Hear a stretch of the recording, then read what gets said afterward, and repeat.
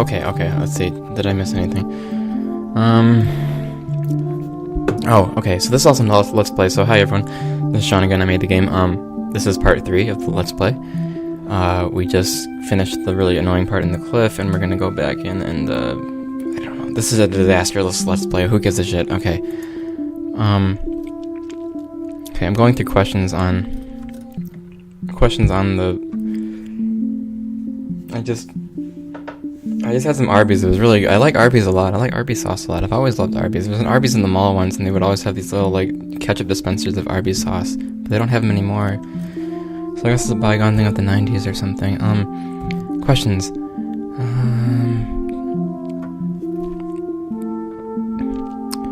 Yeah, so we've bled about 9 viewers or so because I quit to go eat Arby's. That's okay. It's already been a minute. I don't know what I'm saying. Okay, I'm gonna start playing the games. Don't get bored.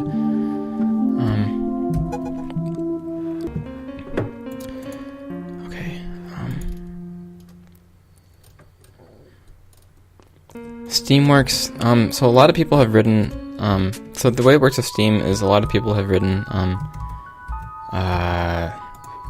Jeez, fuck. I can't do this. Okay.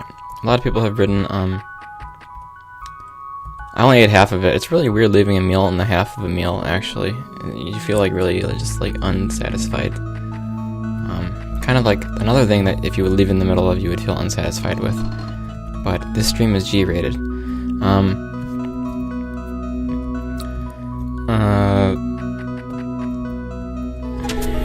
Yeah, so it uses a Flash thingy, some I don't remember, some thing you compile, and it's C++, it's externally, it's an Air native extension, ANE, and it interfaces with Steam and shit, and it's the worst thing on earth. To get working. And Sex Broom. Yeah, this is, the broom is actually Young's penis, and this is about an Oedipal complex.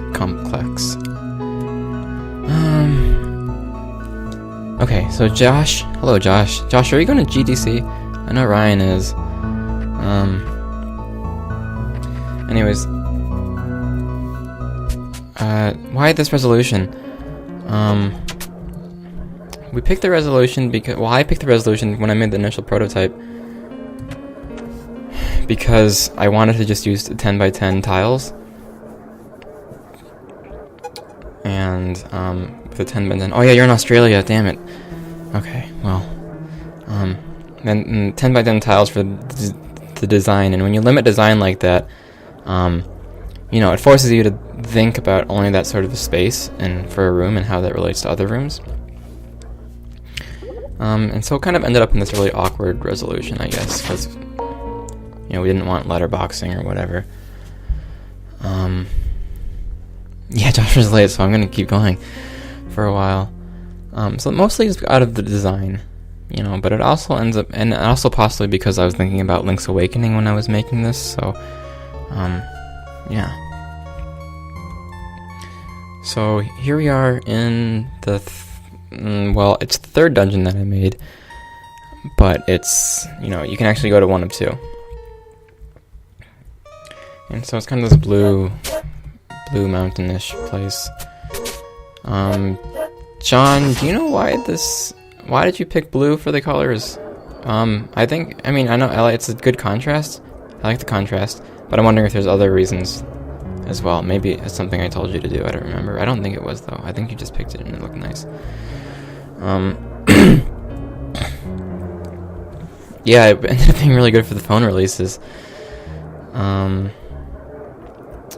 So funny thing about this room is that a lot of people think you have to push all of them onto there, and it's you know, it's a very good,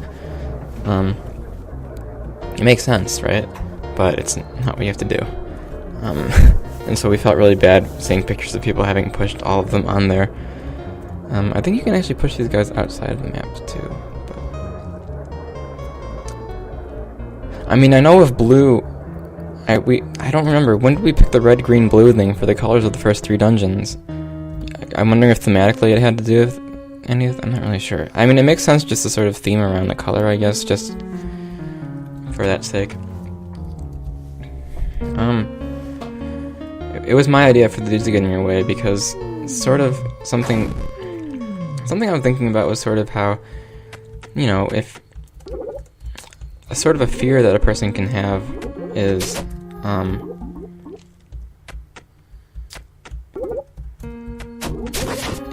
I'm not doing this room right. Wow. Fuck the guy who programmed this. Oh wait, sorry. I had to make that joke at least once. It wasn't a funny joke.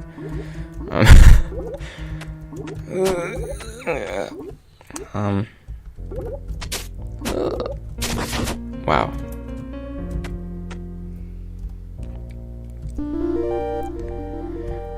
Yeah, so, you know, I kind of wanted the character Young to both have... No, not the character Young. No. Young was John's idea. But I wanted the character itself to sort of have, you know, kind of like personal challenges to move through and stuff. Okay, now like all of my friends are here, so now I have to wait. Hi. Hello, Todd. And hello, Matthew, Swagger, and Pixel Pirate. Hey. Pixel Pirate made one. I think if it's Pixel Pirate I'm thinking of, he made one of our first videos for the game actually, and I really appreciate that. And John mentioned in the stream, but the reason why we have color coding in the dungeons, so you notice that, you know, this cliff dungeon is kind of blue, and has a blue statue. The red dungeon is red, and the overall dungeon is green is because why is it? No, yeah, because it's sort of it's a trio of colors to help, you know, kind of give a... Why didn't it heal me? Okay, I'm gonna kill myself to get health. Yeah, I'm never gonna be able to stop playing. Well, that's okay, because the more I do this, the more I won't have to do it later. This is pretty fun, actually. Too bad you can't let's play your game twice.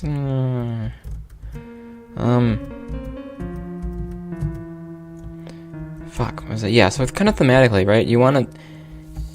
3 is a nice number for sort of broad sets of themes, and I think if someone wants to think about the game in that way, if you do things like that, it makes it a little more easy to reason about.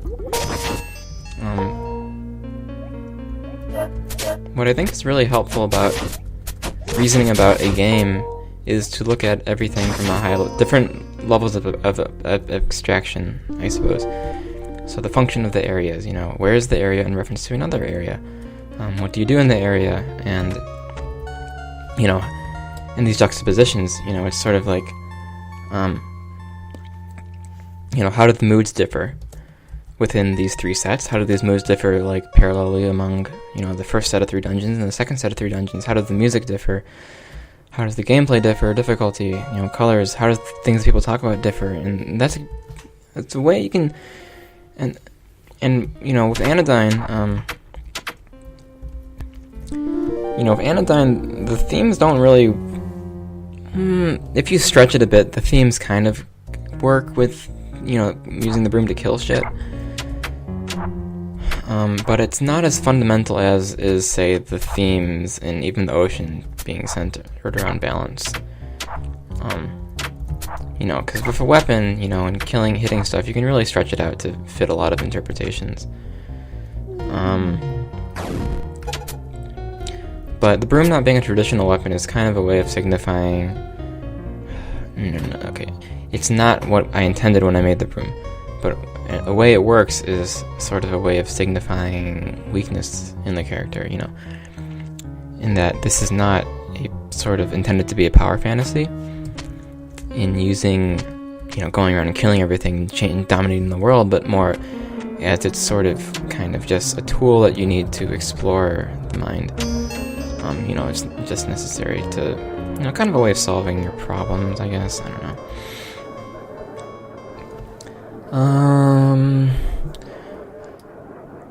Yeah, so the structure of the game is... Whoa! Okay, that's weird. Who's here?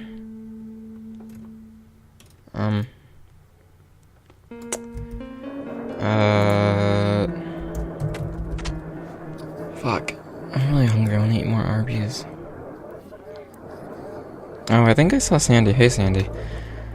If you're listening, say hi, I guess. Yeah, so the first 3 dungeons and the second 3 dungeons, what they're kind of meant is, as a...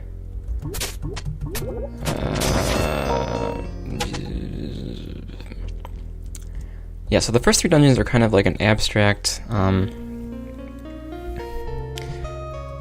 representations of the themes, at least that's what they're intended to be, and the second 3 are sort of, you know, what I was thinking and what I had in mind was kind of like, okay, you know, now Young has, you know, dove in deeper into Young's mind, and, fuck. And now that Young has dove in deeper into Young's mind, you know, you kind of see sources of kind of like these fears or, you know, things that inspire them, you know, which is why we have those more realistic areas. So, you know, an apartment, a hotel, a circus. I don't know, I mean, there's a lot we could have done better, but I kind of like that, you know, there was... that we had, you know, some definite plans in mind in tying stuff together.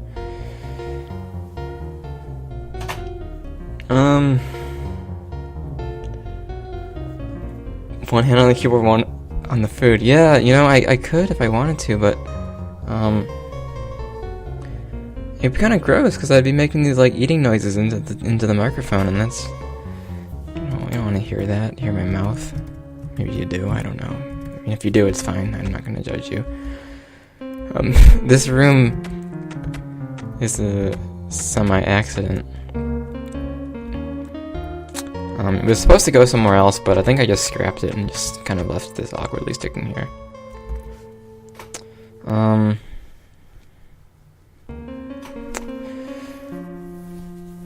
Yeah, so John mentioned some more about the themes of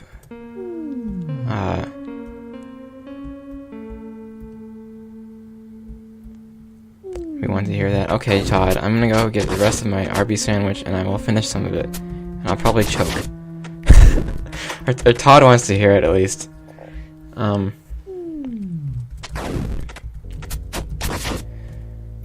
What glitch? Oh, falling into it? I probably could, I don't really know. Yeah, so we're talking about the themes of this cliff dungeon and the counterpart, which is, the hotel. And, you know, so if Young's kind of working through these fears and relating to Young's relationship with the Briar character, then this is kind of sensing, you know, kind of a sense of isolation and awareness to go into public places. And yeah, man, I talked about the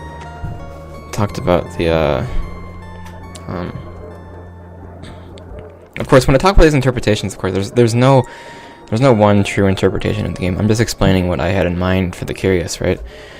You know, a lot of times people come along and be like, oh, you know, what does this actually mean? You know, and you know, as soon as you release something, you know, into the public, and you have a lot of people kind of viewing it, you know, there's no longer like one true meaning. You know, of course, there's a meaning that the author or authors in this case can talk about. Yeah, but you know, nothing's really set in stone when you have someone else looking at it, and that's fine. Nothing wrong with that. You know, I actually felt like I was gonna faint a little bit earlier because I was talking so damn much.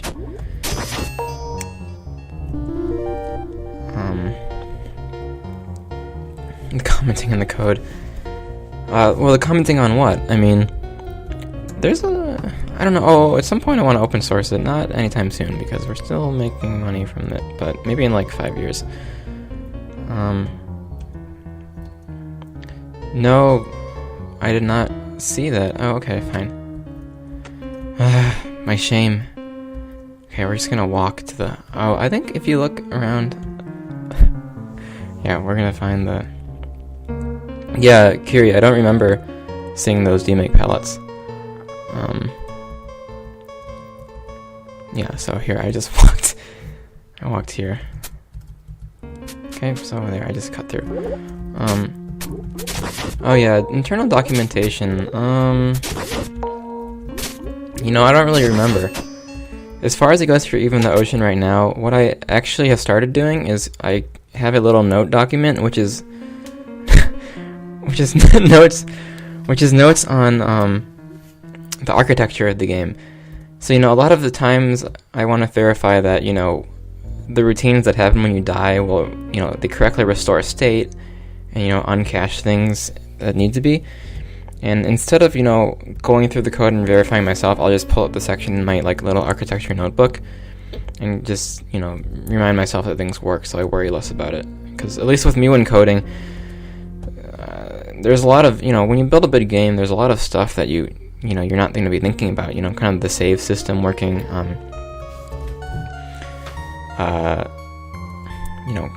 caching state between quick saves or dying and stuff, and making sure that stuff works. And that stuff's not really easy to verify that it works until you see it goes wrong. So you kind of want to make sure that or have something that makes you more confident that it will work.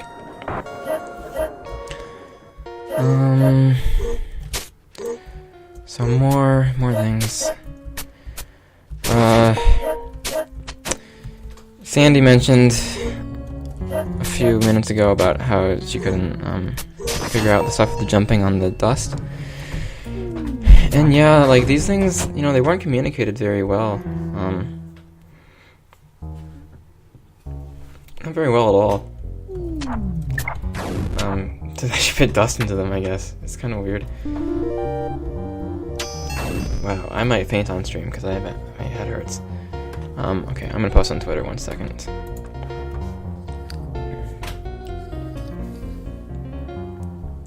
Jesus, that's a lot of files.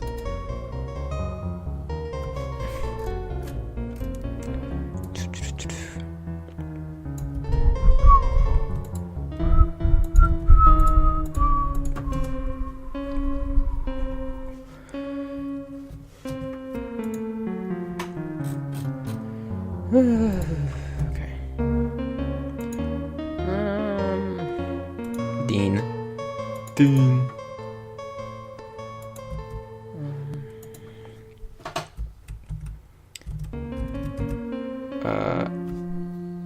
Well, okay, where am I? The dungeon. I'm not even talking about the dungeon. So this dungeon. So something about dungeon design with Zelda is that you have to be very careful with the locks that are limited in supply, because you don't want the character to be,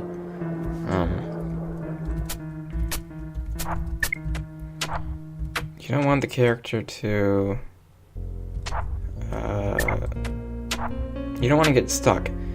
So, mathematically, a dungeon is really just a graph, in terms of graph theory. And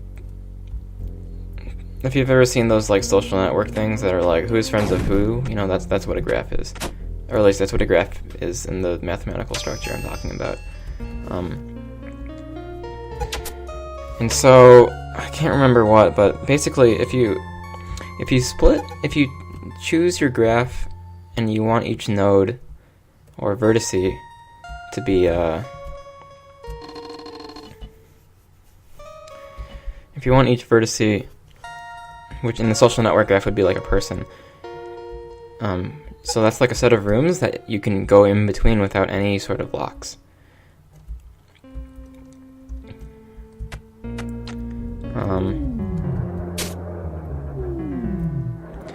Then, if one node will point to another node if you can reach it, and so if you have a cycle in that graph, I can't do graph theory in my head right now, but basically, if you look at a dungeon in that context, you can avoid deadlocks. And a deadlock is if you reach a node in a graph of a dungeon, and you don't have enough keys to go through it because you went through some other weird route through the map and messed up. Yeah, so sometimes you need extra keys, and that's the case for the hotel dungeon where you can get an extra key. I want to look at these little these tile map pictures actually right now. Oh, I remember this now. Yeah, those are really, yeah, okay.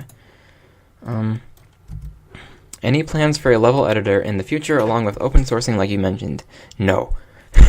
No plans for level editor, because the way this thing works with level editing is just fucking nightmare, and I can't do it. Yeah, sorry, but I'm sure. I mean, if it's open source, someone could probably figure out how to do it pretty easily. Because a level editor, this is, it's not hard to do. It's just kind of hard to do cleanly on top of what I have, because the code in Anodyne is so bad. Am I missing something? Why do I have a key? Oh, right, because I cut through it. Okay. And a musical note, the boss songs are all little, like, they're all just little, like, upbeat short versions of the dungeon themes, so they all just use motifs from the dungeon. Kind of like a nice way of representing sort of like a theme of the areas. Yeah, Mega Man's here, he's just watching me stick this broom into the guy's mouth. How's that for like a Freudian metaphor? This game's all about sexual repression and stuff like that. And young wanting to pit his broom into things.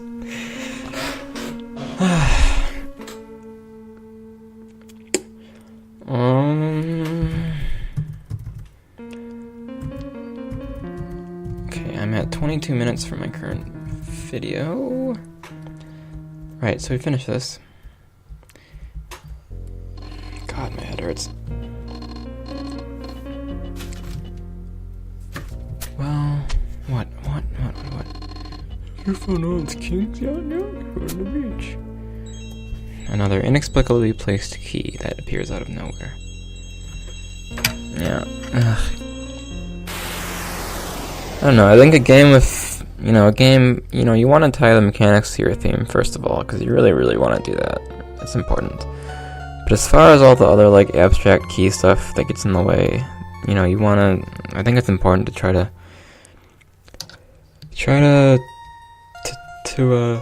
tie it to the themes in some way, or make it kind of work. Just strengthens everything overall. Fisting, sorry. Okay, I really need to stop being, just saying really immature sexual things. Movable. Easter egg.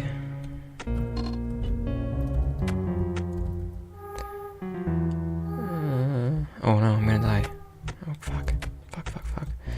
Okay, so,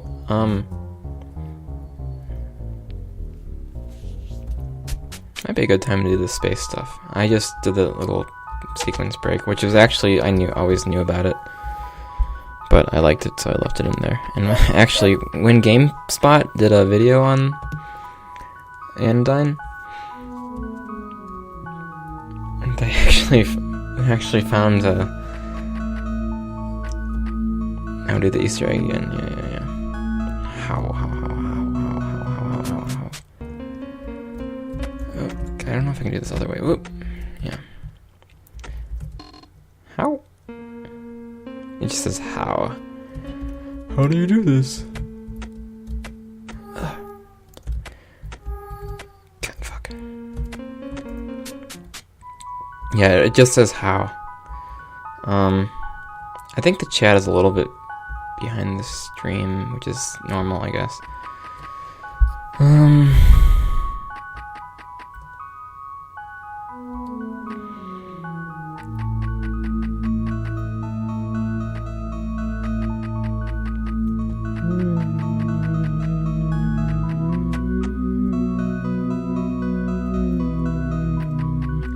It was really nice that it did, because okay, this is one of my favorite spots in the game. I don't know.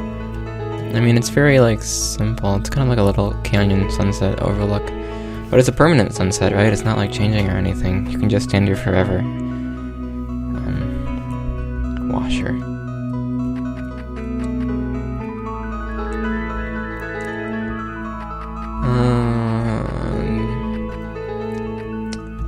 There's a card that I need to get, but I'll collect all the cards. Yeah, so, I wish that I don't know, I wish I could have done something more interesting with the mechanics in Anodyne, because then you wouldn't have like filler screens like this that are kind of just like boring enemies.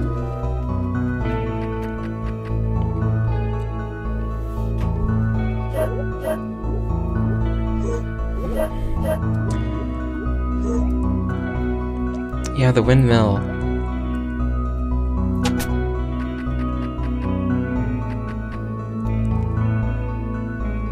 You know, the windmill actually, it looked like a... Oh fuck, what the hell's happening?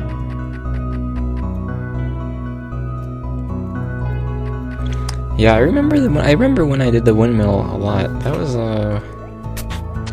it's a weird time, a weird few days in my life, I guess. It was, I think, a little bit around Halloween, October. And I was just pissed off about something. But that's more personal, so. Yeah, James, because of sex. He said sex. And the roof, because it's a very jarring moment. Both, I don't know, it just works very well.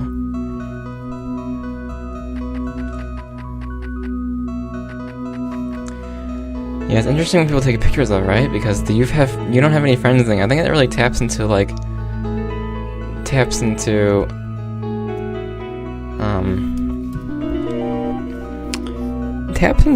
sort of like a common insecurity that people have, I guess they're thinking about. You know, it's in this isolated area and you're kind of just like, oh yeah, you know, I'm worried about not having friends or whatever, and, you know, I don't know, it's just interesting what you learn about when watching people do stuff.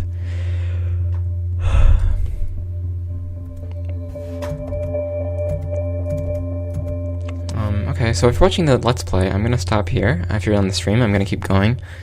Well, actually, I'm gonna take a little break and eat some more Arby's and come back up in a few minutes. So, okay.